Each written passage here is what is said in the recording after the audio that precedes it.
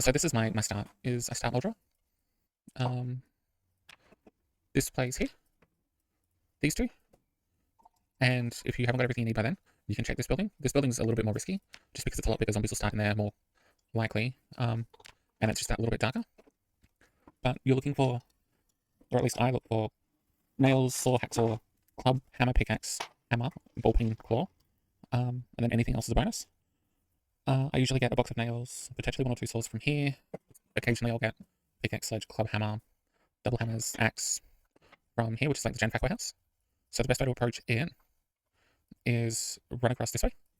You can get into these 2 trailer parks fairly easy, but it's not necessarily worth it unless you actually see something on the table if there's a good event. Be careful of this little, it's just a gazebo. I don't know what Americans call it, I can't think off the top of my head. And it's just that the roof on it's a bit buggy, so it's hard to see into sometimes. This house always has a basement, but there's always at least 1 to 7 zombies in it, so just be careful. From here you can loot 1, 2, this one's pretty much guaranteed to always be open, or windows easily openable. This one's for sale, so there's a couple of cardboard boxes in there, but they do have good stuff occasionally. I found a machete in this one, and duffel bags and stuff, because you can get either the Jason event or the cops and house arrest, or whatever you want to call them. This one's got the camping bed, so there's occasionally something good in it, not often. This one is the same as this one pretty much. It's usually open, might be a couple of zombies in there, but you might find a good book or something in the kitchen. Occasionally, this is open, but you can also get in from the window behind. It's kind of worth it, just checking it out. You'll be able to walk behind and check, and see if there's anything there, because it's one of their wall shelves. And then you'll be able to walk up all the way here. You cut through the forest to there. Sorry, Kitty had to go on. It's alright, thank you. And the reason I suggest cutting across here is there's a huge horde here. There's 2 hordes here. There's one on this side just here. There's one further up here. And there's another one outside. I can't remember what the bar's called. But you can get across without... you can cut across here very easy without getting seen. I do suggest crouching, not because crouching does anything, but because you can level it really quick depending on where you... Occasionally, I can come out here with level 5. Light-footed and sneaking. Just because there's so many hordes along here, and if you cut through the forest, for the most part. So I'll cut through the forest here, and then you can sort of walk along a make-believe sort of road here, and you'll get a ton of experience because there's hordes. There's these ones here, this one here, and here, and then there's another one at the bottom of the picnic area. So you can rack up a ton of sneaking and light-footed.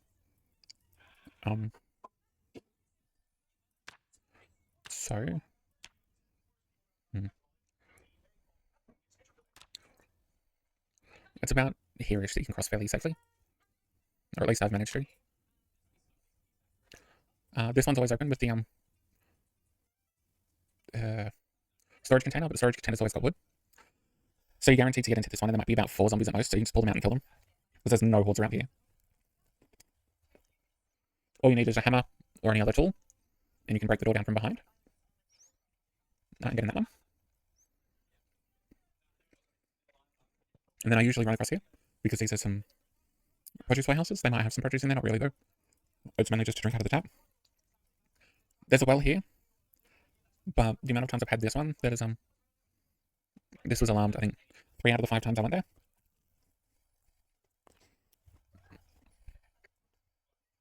Not that the alarm's hard to deal with over here. It's just it moves all the hordes around into like smaller packs. So it just makes it less manageable. This is packed, so don't go to it day 1 or 2.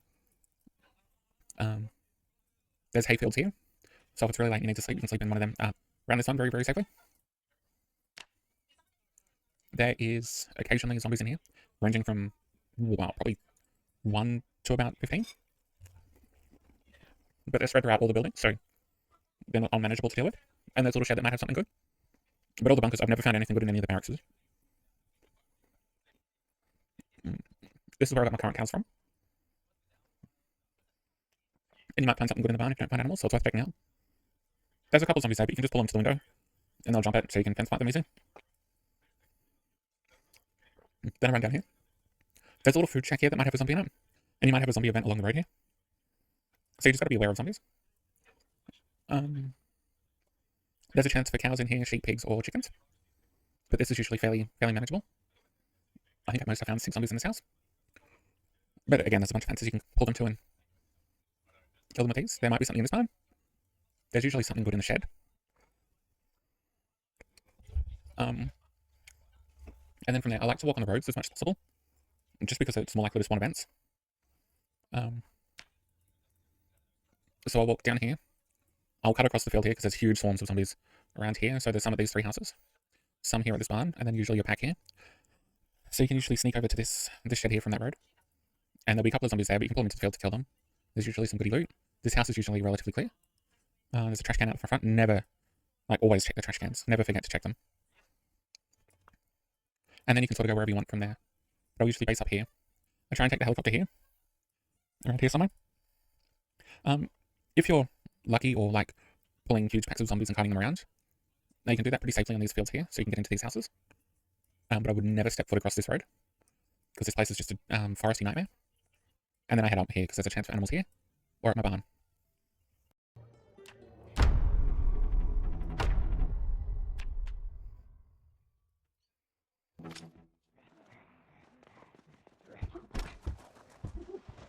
I think there's occasionally animals in here, not that I've ever seen one. I have seen that house be turned into a survivor house a couple of times, though.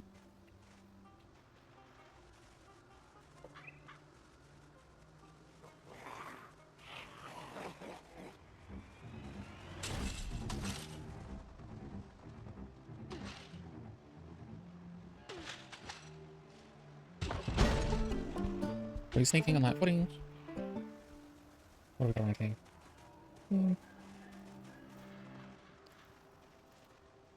We're just cutting across. Occasionally there'll be a caravan here. I found a couple of ambo ones there.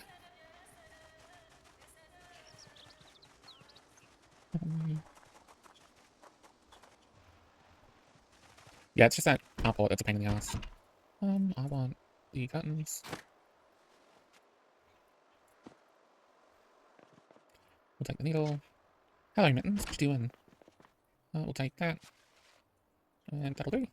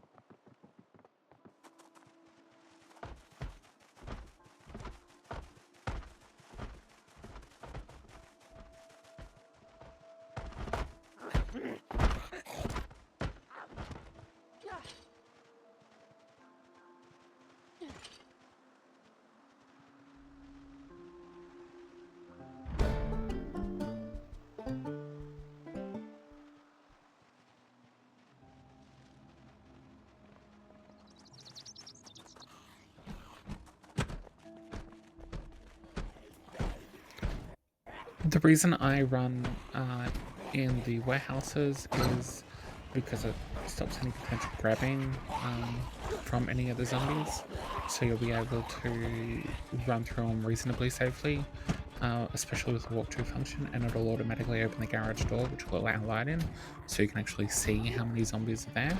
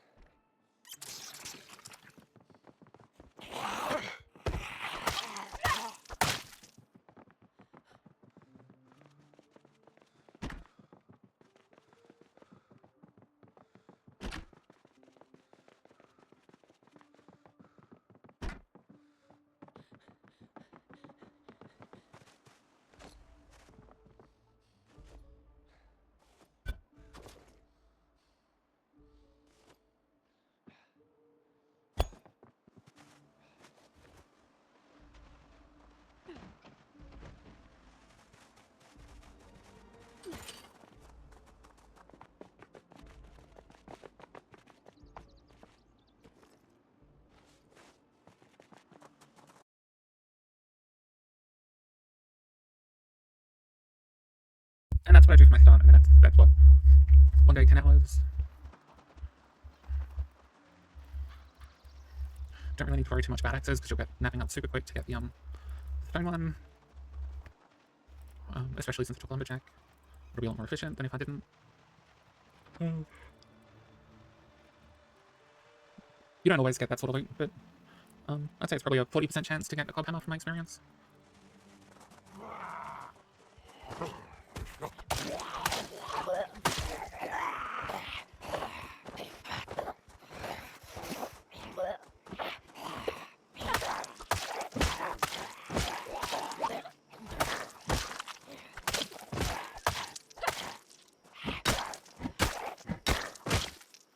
We got any soul watch? No. Not screwdriver, another bias. Yeah, got shit in there, but oh.